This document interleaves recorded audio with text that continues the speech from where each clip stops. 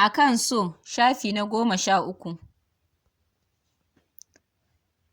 Yana jin Lukman na ƙwanƙwasawa har ya gaji ya tafi. Baya son magana da kowa, su bar shi ya sha iska abinci.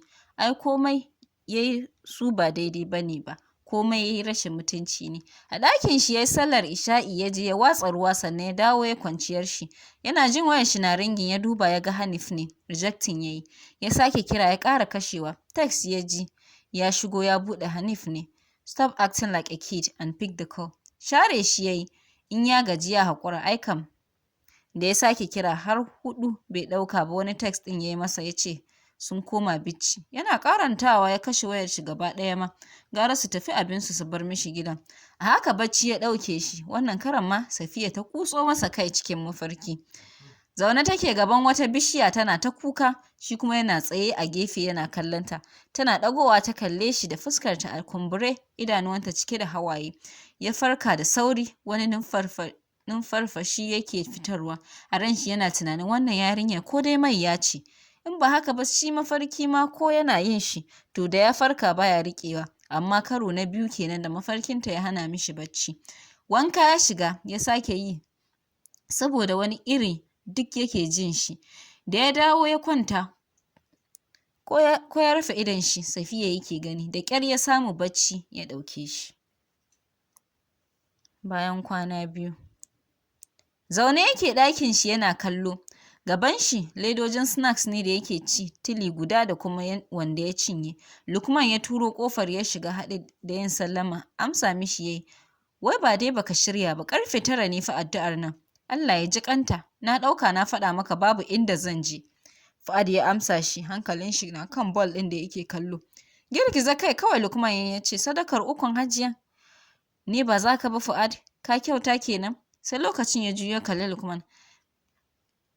Nake jin an ce addu'a duk daga inda aka yi ta zuwa take. Na ce Allah ya ji ƙanta, ko akwai inda aka wajabta min zuwa ne?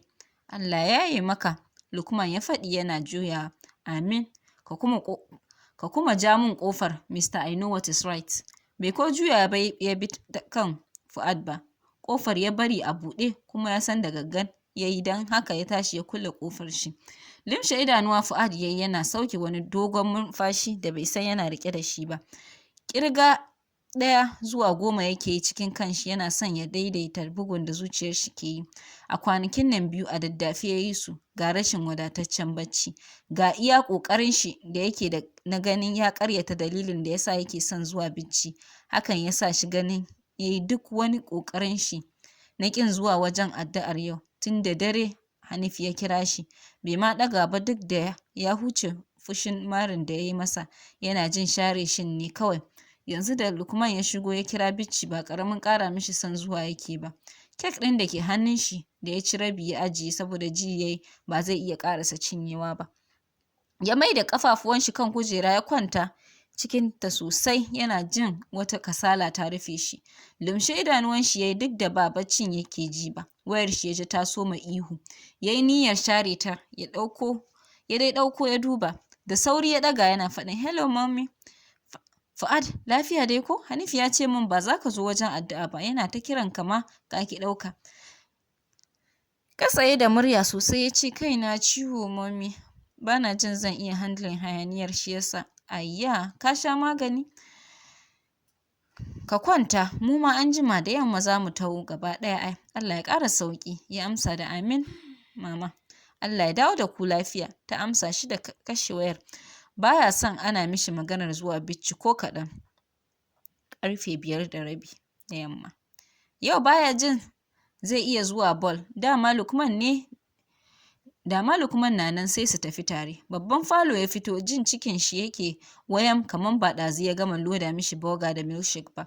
Sallamar su Fa'iza ya ji, gairin har da Abba ya sa shi ƙarasa da fara'ar shi. Abba sannunku da dawowa. Da fara'a suka amsa mishi. Hanif ya ce ya ciwon kan. Hankalin shi ya maida kan 'yan biyu da suke rikici kan waya, ya share Hanif ya ce musu, ku ba kwa gajiya da rigima ne?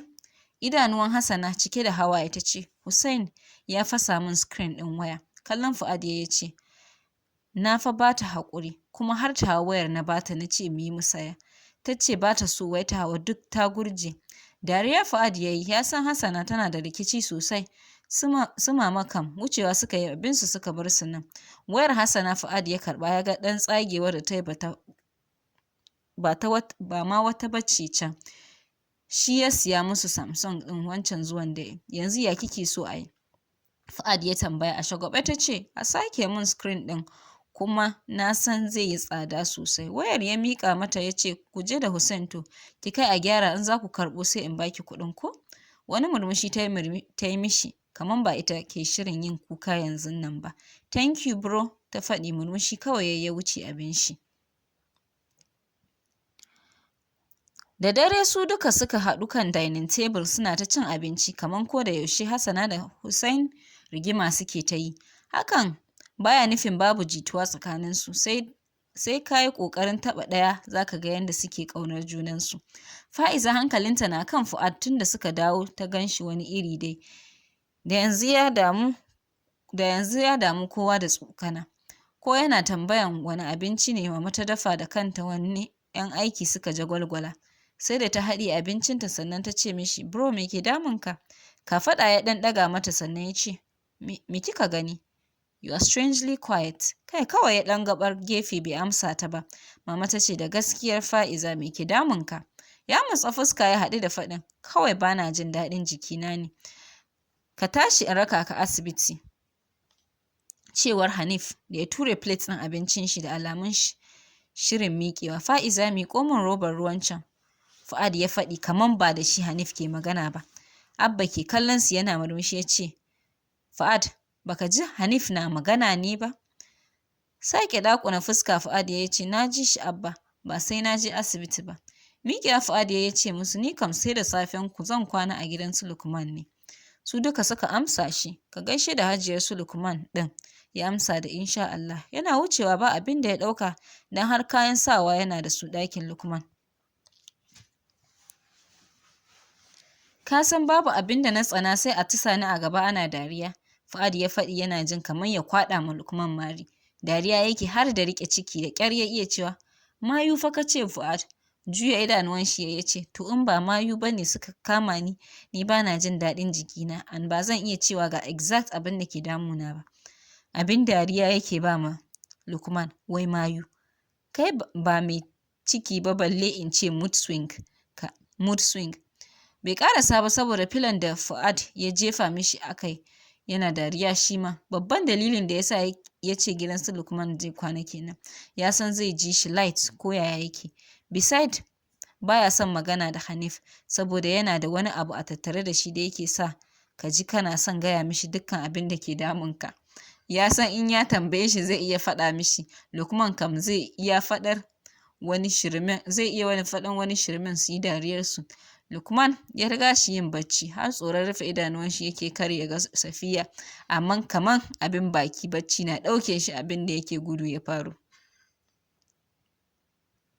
Da yawan lokuta ƙaddara kan haɗa abubuwa da hankali baya ɗauka. Murmushi ta yi ta ce, kamar yadda ƙaddara ta haɗa ni da kai. Kai ya ɗaga mata cikin yadda da abin da ta ce kamun ya sauke idanuwan nan nashi da kalar su ke bata mamaki cikin nata. Bata san lokacin da ta ce idanuwanka na bani mamaki. Murmushi ya yi mata da ta gan shi har cikin idanuwan shi nan kamun ya ce, yadda kika shiga nan yana bani mamaki. Ya dafa kirjin shi daidai inda zuciyar shi take. Buɗe idanuwanta ta yi. Maficin da ke gefenta ta ɗauka ta tashi zaune tana fifita amma a banza. Wata irin zufa take da bata da alaƙa da yanayin zafin da take yi. Ta gaji da wannan abin. Jan ƙafafuwanta ta yi ta haɗa kai da gwiwa wasu hawaye masu ɗumi na zubo mata. Wannan wani irin abu ne? Sati ɗaya kenan da duk numfashin da za ta ja ta fitar da tunanin shi a ciki. Ta ma rasa me take ji game da shi. Saboda wani irin yanayi ne take ji kala-kala. Ko lomar abinci za ta kai yana nan cikin kanta. Da shi take komai a manne. Ba ta da ikon bacci mai lafiya ba tare da shi a cikin mafarkinta ba. Gashi wani irin mafarki take da duk in ta farka sai ta ji shi kaman gaske. Kalaman da suke ma juna a mafarkin ya fi komai ɗaga mata hankali. Kamata ya a ce ko mafarkin shi za ta yi a ce rashin mutunci yake mata. Yadda ta ga fuskar shi haka take ganin shi a mafarki. Ko jiya da daddare sai da ta yi kuka saboda bata san abin da ya dace ta yi ba. Saurayin da ta san ba za ta sake ganin shi ba, akan me za ta manne mata har haka? Me zai manne mata har haka? Sai da ta yi mai isarta sannan ta ja jiki ta koma ta kwanta. Addu'o'i ta yi sosai. Bacci mai nutsewa ya ɗauke ta ba tare da mafarkin komai ba. Cikinta babu wani ƙarfi ta samu ta gama sharar gidan. Sai da ta yi wanke-wanke sannan ta ja ruwa ta je ta yi wanka. Shafa man take yi amma hankalinta na wani wajen daban. Ji ta yi an taɓa ta da sauri ta ɗago. Safiya, me ke damun ki ne kwana biyun nan? Sai ai ta magana ba kya ji. Inna ke faɗi da alamun damuwa. Cikin sanyin murya Safiya ta ce, yi haƙuri inna. Ban ji ki bane shi yasa. Na san baki ji ni ba ai. Ina tambaya ne ko lafiyarki. Sai da ta langabar da kai sannan ta amsa da ba komai. Da alamu inna bata yadda ba. Ta dai kyale ta ne kawai. Da hanzari ta karasa shafa man. Ta tashi ta ɗauko wata doguwar riga ta atamfa ta saka. Kasancewar ranar Alhamis ne babu makaranta yasa Safiya ta koma kan tabarma ta yi kwanciyarta. Tunda abincin rana ba a lokacin za ta ɗora ba. Addu'a take sosai da fatan ya san yadda ta san ba za ta sake ganin Fuad ba, Allah ya sa ya fita daga tunaninta har abada.